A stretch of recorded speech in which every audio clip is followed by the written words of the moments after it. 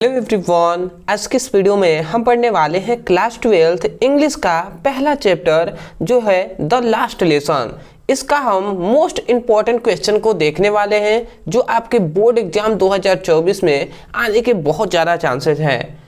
इसमें हम कौन कौन से क्वेश्चन देखेंगे, तो हम इसमें ऑब्जेक्टिव क्वेश्चन को देखेंगे, उसके बाद जितने भी शॉर्ट होते हैं वो भी क्वेश्चन को हम देखेंगे और जितने लॉन्ग क्वेश्चन होते हैं उसको भी हम आज के इस वीडियो में देखेंगे। और याद रखेंगे क्वेश्चन तो हम देखेंगे ही, क्वेश्चन के साथ हम आंसर भी हम इसी वीडियो में जानेंगे, ठीक है। चाहे वो शॉर्ट का हो या लॉन्ग क्वेश्चन का हो, सभी के आंसर भी हम देखेंगे। तो चलिए हम स्टार्ट करते हैं। तो देखिए यहाँ पर हमारा सबसे पहला, तो चलिए हम स्टार्ट करते हैं। तो यहाँ पे देखिए हमारा सबसे पहला क्वेश्चन आता है। सबसे पहला हमारे यहाँ पे क्वेश्चन आता है ऑब्जेक्टिव क्वेश्चन। ऑब्जेक्टिव क्वेश्चन में सबसे पहला हमारा क्या क्वेश्चन है कि M Hamel going to take test on. M Hamel test लेने वाले थे, किस पर टेस्ट लेने वाले थे? तो ये आपका आंसर हो जाएगा पार्टिसिपल पर। तो इस बात को आपको याद रखना है कि एमएमएल टेस्ट किस पर लेने वाले थे? पार्टिसिपल पे।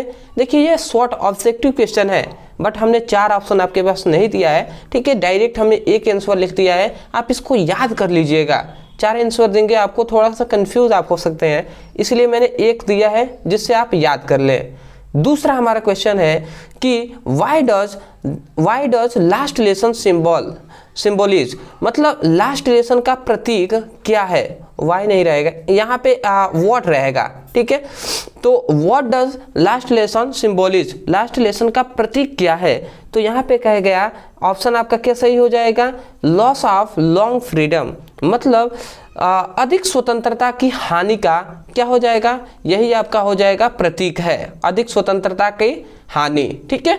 तीसरा हमारा क्वेश्चन आता है, देखिए हमारा तीसरा क्वेश्चन है जो है who ask French not to hurry to school, मतलब हु आस्क फ्रेंच, मतलब फ्रेंच से किसने कहा, ठीक है, कौन कहा? फ्रेंच से कौन कहा not to be hurry to school, मतलब स्कूल न जाने के लिए, मतलब तेजी न करने के लिए किसने फ्रेंच से कहा? तो याद रखेंगे ब्लेडसोट वाचर नामक जो थे उन्होंने कहा था, ठीक है। चौथा हमारा क्वेश्चन आता है, देखिए ये चौथा क्वेश्चन हमारा दूसरा ही क्वेश्चन है। इसमें हमने लिखा है कि व्हाई डज लास्ट लेसन सिंबॉलिज, तो आपको याद रखना है कि लॉस ऑफ लॉन्ग फ्रीडम है। ये बहुत ही इंपॉर्टेंट टॉपिक है, इसलिए मैं थोड़ा सा इसको भूल कर फिर से लिख दिया था। अगला हमारा क्वेश्चन आता है पांचवा हमारा, चौथा ही हमारा है कि what did M Hamel gave to all, मतलब एमएमएल ने गेव टू ऑल, सभी को क्या दिया? तो यहाँ पे आंसर क्या हो जाएगा? न्यू नोट्स बुक एमएमएल ने दिया। जाते जाते एमएमएल ने सभी जो स्टूडेंट थे उनको क्या दिया एमएमएल ने? तो नोट्स बुक दिया, न्यू नोट्स बुक, ठीक है। अगला आते हैं हम अपने, अब हमने ऑब्जेक्टिव क्वेश्चन को देख लिया, अब हम देखते हैं शॉर्ट क्वेश्चन को। तो शॉर्ट क्वेश्चन का ये हमारा पहला जो क्वेश्चन है जो है what had been put up on the bulletin board, मतलब यहाँ पे कहा गया कि what had been put up, मतलब क्या उस पर था, क्या उस पर लिखा गया था? ऑन द बुलेटिन बोर्ड, जो बुलेटिन बोर्ड था उस पर क्या लिखा गया था, क्या उस पर दिया गया था? मतलब बुलेटिन बोर्ड क्या था? एक हम कह सकते हैं पत्र जिस पर लिखा जाता है, वो बोर्ड था जिस पे कोई भी समाचार आता था तो उस पर लिख दिया जाता था। तो उसी पर यहाँ पे पूछा जा रहा है क्वेश्चन कि उस पर क्या लिखा गया था। तो आंसर हम क्या लिखेंगे? देखिए ये शॉर्ट क्वेश्चन है तो आपको आराम से इसको शॉर्ट में ही आंसर देना है। तो यहाँ पे हमने लिखा है an order from Berlin had been put up on the bulletin board, मतलब an order for the Berlin, जो बर्लिन से जो क्या आदेश आया था, had been put up on the bulletin board, उसे ही बुलेटिन बोर्ड पर क्या किया था? लिखा गया था, पुट अप किया गया था, ठीक है। इट सेड, मतलब इट सेड डेट, वो उसमें कहा था, मतलब उसमें क्या कहा गया था?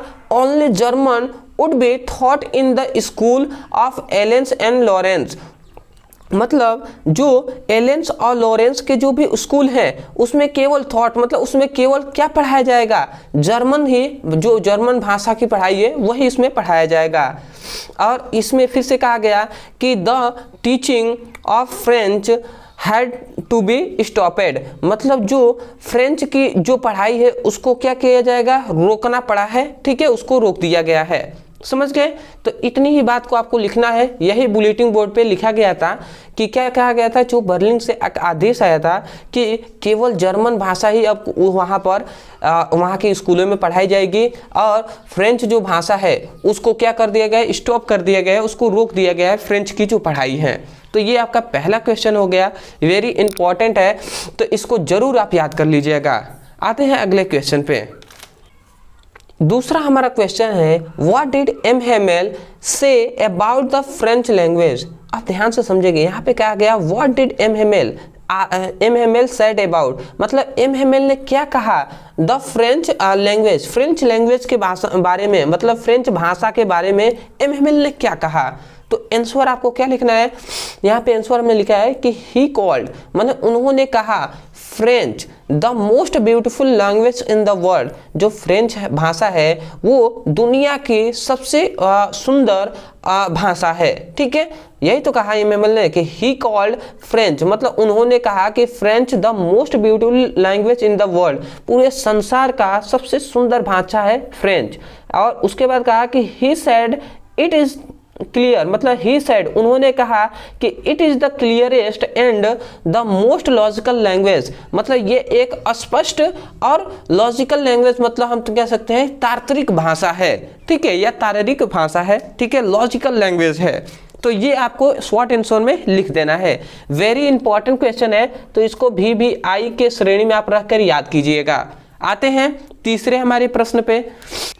तीसरा हमारा क्वेश्चन है कि what change did the order for from Berlin cause of the school that day, मतलब यहाँ पे क्या गया, what change did the order, मतलब क्या चेंज हो गया ऑर्डर फ्रॉम द बर्लिन से जो आदेश आया उससे स्कूल में उस दिन कौन सा, मतलब क्या चेंज हो गया, क्या बदलाव हो गया उस दिन जब बर्लिन से आदेश आया। तो इस पर आप आंसर क्या लिखेंगे, आंसर हमने यहाँ पे आसान भाषा में लिखा हुआ है, इसको ध्यान से समझकर लिख लेना है।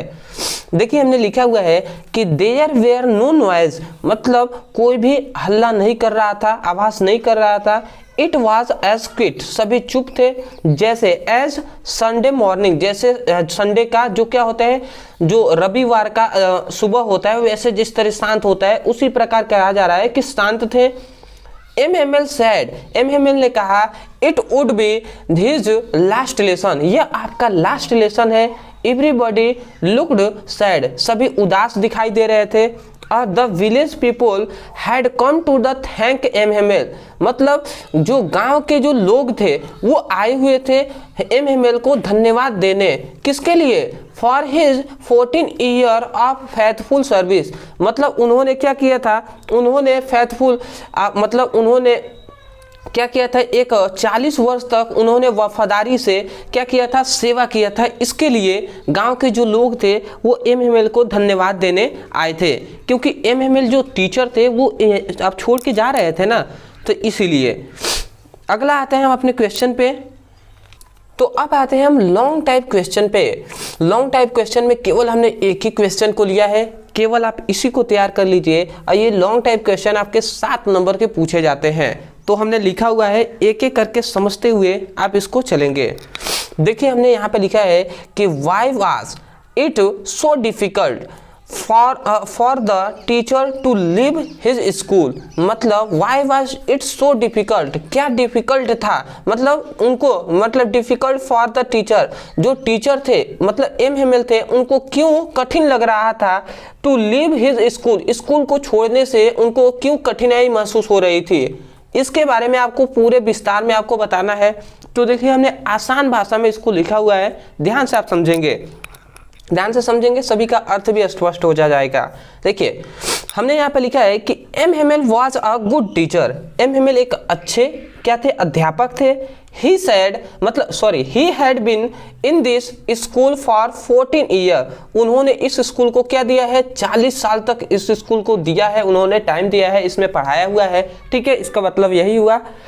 अगला आता है कि he loved his garden very much, वो अपने गार्डन से, जो गार्डन है उससे बहुत ज़्यादा प्रेम करते थे।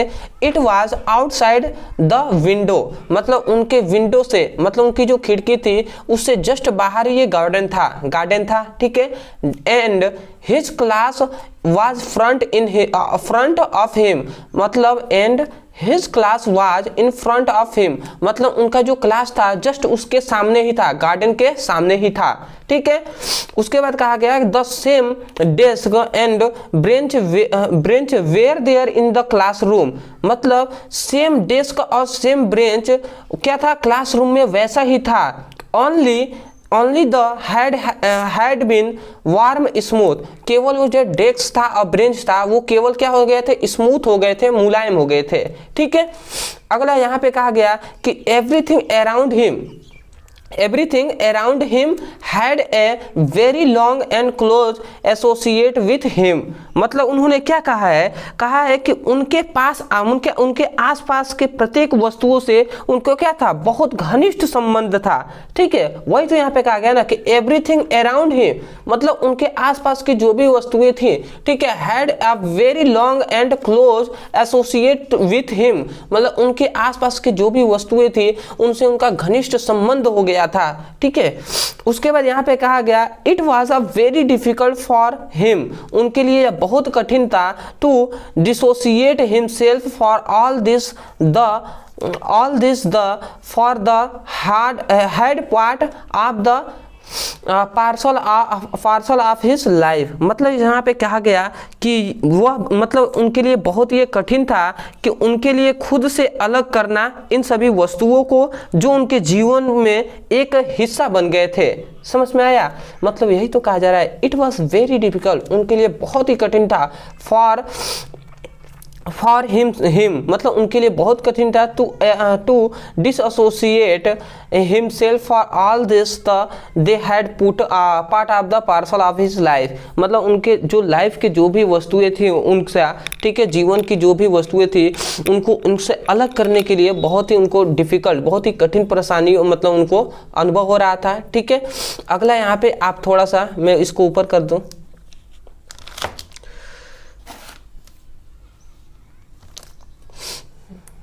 तो देखिए आपको यही लिख देना है, ठीक है। अंतिम आपको लाइन दिखाई दे रहा होगा, तो अंतिम यही लाइन है कि एवरीवन वाज सैड, सभी उदास थे, at his living the school, मतलब जब वो स्कूल छोड़कर जा रहे थे।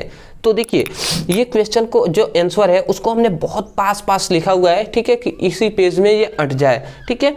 अदरवाइज आपको क्या करना है कि देखिए ये एम है, ये जो हमने यहाँ से यहाँ तक लिखा है ये 100 वर्ड्स का है, तो 100 वर्ड का क्या करेंगे आप, थोड़ा सा पेज के दो मतलब थोड़ा दूर पर लिखेंगे तो आपको पूरा एक पेज में ये आ जाएगा, और एक पेज आप लिख देते हैं आंसर तो आपको 7 नंबर मिल जाएंगे। ऐसा करते हैं दोस्तों कि आपको लास्ट लेसन के जो भी इंपॉर्टेंट क्वेश्चन था वो सब आपको समझ में आ गया होगा।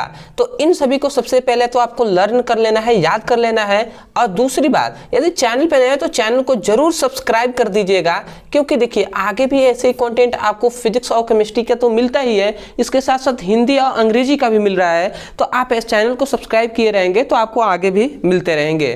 तो चलिए दोस्तों आज के लिए इतना ही, और इसका जो नोट्स है वो हमारी टेलीग्राम पे फ्री में आपको मिल जाएगा। टेलीग्राम पे आप लिखिएगा ब्रदर सर, हमारा चैनल आ जाएगा, उस पर आप ज्वाइन हो जाएंगे तो आपको ये सभी नोट्स आपको मिल जाएंगे। तो ठीक है दोस्तों, तो चलिए दोस्तों आज के लिए इतना ही, मिलते हैं एक बेहतरीन टॉपिक के साथ, तब तक के लिए धन्यवाद।